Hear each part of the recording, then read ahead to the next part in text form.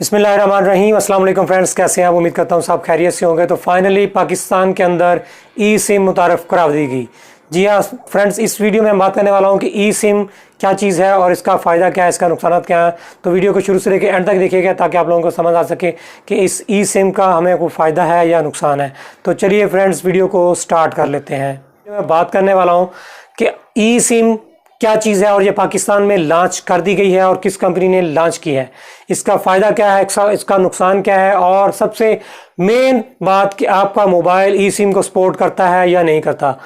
तो इससे पहले अगर आप लोगों ने मेरे चैनल को सब्सक्राइब नहीं किया हुआ तो चैनल को सब्सक्राइब करके बेल आइकन को प्रेस कर लें ताकि आप लोगों को मज़ीद इस तरह की वीडियोज़ मिल सकें।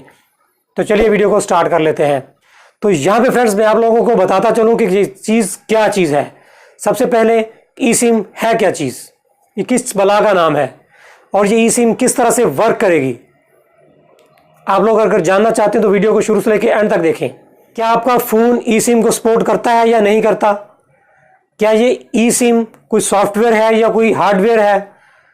क्या अपने कोई सी सॉफ्टवेयर से अपने फ़ोन के अंदर आप ई सिम को एक्टिव कर सकते हैं या नहीं कर सकते? क्या आप घर बैठे अपने ई फ़ोन सिम को दूसरे मोबाइल के अंदर डाल सकते हैं या नहीं डाल सकते? सबसे पहले बात पे आ जाते हैं कि ये ई सिम है क्या चीज़। तो जैसा कि आप जानते हैं कि सबसे पहले वो पुराने दौर में शायद आप लोगों ने अभी कभी 35 या 30 या 40 के होंगे तो आपको लोगों को याद होगा कि उस टाइम एक कनेक्शन आता था पाकिस्तान के अंदर पाकटेल के नाम से, और बाकी अदर कंट्रीज़ में मुख्तलिफ नाम से आता था, लेकिन मुझे उनके नाम का नहीं पता। लेकिन मैं पाकिस्तान की बता सकता हूँ कि यहाँ पे उस टाइम पाकटेल के नाम से आता था, जो कि इतना बड़ा एक सेट होता था, जेब में डालने मतलब पता चलता कि यार सेट डाला हुआ है, वाकई पता चलता था। तो उस सेट में क्या था कि सिम नहीं थी। तो सेम अब ई सिम वही सिचुएशन आ चुकी है कि एक सिम का बिलिंग सिम आ चुकी है, लेकिन आपका काम वैसे करेगी जैसे आपकी आम सिम काम करती है। उस पर call package, net package, SMS package, तमाम के तमाम वही चीज़ें होंगी, लेकिन आप लोगों को फिजिकली सिम नज़र नहीं आएगी, लेकिन उसका सिम जो है वो आप लोगों के सेट के अंदर इंस्टॉल हो जाएगी। तो इसके लिए आपको इंस्टॉल करवाने के लिए क्या करना होगा? इसके लिए आपको सबसे पहले अपने मोबाइल फ़ोन को चेक करना होगा कि आपका मोबाइल फ़ोन ई सिम को सपोर्ट करता है या नहीं करता। तो इसको चेक करने के लिए एक एप्लीकेशन का लिंक मैं वीडियो की डिस्क्रिप्शन में दे दूंगा। आप लोग इसको इंस्टॉल कीजिएगा। इंस्टॉल कर लेने के बाद आप लोग जब उसको एक्टिव करेंगे तो आप लोगों को बता देगी वो एप्लीकेशन के आपका फ़ोन इसको इस्तेमाल करने का है या नहीं है। और मेन बात मैं ये भी बता दूं कि इंस्टॉल ना भी करें तो अगर आप लोगों के पास एप्पल का X10 या उससे नया मॉडल है तो उसके अंदर वो काम करती है ई सिम, इससे और किसी भी सेट में अभी तक नहीं आई। या सिर्फ जो गूगल पिक्सल का एक सेट आया है, नया जो मॉडल आया है उनका गूगल पिक्सल 5 है मेरे ख्याल से, उसके अंदर ये ई सिम काम कर रही है। बाकी किसी भी सेट में ओप्पो, वीवो, सैमसंग किसी में भी ये काम नहीं कर रही। तो फाइनली आप लोगों की बात ही खत्म होगी कि आपके सेट में ये काम करती है या नहीं करती। अगर आप लोगों के पास एप्पल का फ़ोन है तो आप लोग इसको यूज़ कर सकते हैं, क्योंकि एप्पल के अंदर शुरू से एक सिम आ रही थी और एप्पल के जो सार्फिन थे वो परेशान थे कि ये 2 सिमें कब आएंगी, 2 सिम की स्लॉट कब आएगी। तो कंपनी ने कहा कि भाई 2 सिम की स्लॉट इसमें हम कभी नहीं देंगे। इसके लिए उन्होंने कंपनी वालों ने एक हार्डवेयर जो ना छोटा सा चिप एक सेट के अंदर लगा दी गई है। एक तो फाइनली जिसमें हम सिम डालेंगे वो वाली, और एक और सिम लगा दी गई है जिसको ई सिम का नाम दिया गया है।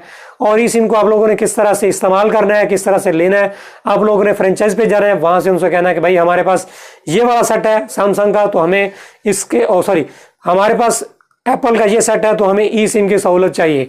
तो आप ई सिम वो आपको अपना ये वाला फिंगर लगाएंगे वहां पे, और उसके बाद आप लोगों को एक QR कोड स्कैन करके दे दिया जाएगा। आप QR कोड को एप्पल की सेटिंग में जाएंगे, वहां से सिम मैनेजमेंट में जाएंगे और वहां से QR कोड को स्कैन करेंगे। जब स्कैन करेंगे तो आपको वो नंबर दे दिया जाएगा, एक नंबर अलॉट हो जाएगा आपके बगैर। फिजिकली आपको नजर नहीं आएगी सिम, लेकिन आपकी सिम एक्टिव हो जाएगी, आपके सेट के अंदर इंस्टॉल हो जाएगी और आप लोग उससे कॉल वगैरह और तमाम चीजें कर सकते हैं। देखने में जो एक नई टेक्नोलॉजी आई है ये बहुत ही अच्छी टेक्नोलॉजी है, क्योंकि इससे क्राइम में बहुत ज्यादा फर्क पड़ने से बंदा ट्रेस हो सकेगा कि यार ये सिम, ये सेट अब किसके नाम पे है, कौन चला रहा है, क्या नहीं कर रहा। और सबसे मेन बात ये परेशानी खत्म हो जाएगी कि यार आप लोगों के पास 5 सिम में है, 6 सिम में है, तो यार मैं इनको कैसे डालूं इसके अंदर। अपने वॉलेट में रखते हैं, वॉलेट गिर जाता है, या पैसे वगैरह निकालते हैं, वॉलेट से सिम में निकल जाके गिर जाती हैं। इन तमाम की परेशानी आप लोगों की दूर होने वाली है, खत्म होने वाली है, क्योंकि आहिस्ता आहिस्ता ये 2023 तक इंशाल्लाह पूरे पाकिस्तान के अंदर तमाम कंपनी ई सिम को सपोर्ट करेंगी। फिलहाल यहाँ पे जैज़ कंपनी ने सपोर्ट किया है सबसे पहले, और जैज़ जो कि जैज़ के यूज़र हैं वो अपनी मौजूदा सिम को भी ई सिम पे कन्वर्ट कर सकते हैं, और नई सिम अगर लेना चाहें तो वो भी उस पर कन्वर्ट कर सकते हैं। तो ये थी कुछ ई सिम के हवाले से कुछ मालूमात। उम्मीद करता हूँ आपको ये मालूमात अच्छी लगी होंगी। मालूमात अच्छी लगे तो वीडियो को लाइक, चैनल को सब्सक्राइब और दोस्तों का वीडियो जरूर शेयर कीजिएगा, ताकि उनको भी इस इन्फॉर्मेशन का पता चले। तो मिलते हैं किसी नेक्स्ट वीडियो में, तब तक के लिए इजाज़त दीजिएगा। अल्लाह हाफिज़। पाकिस्तान जिंदाबाद।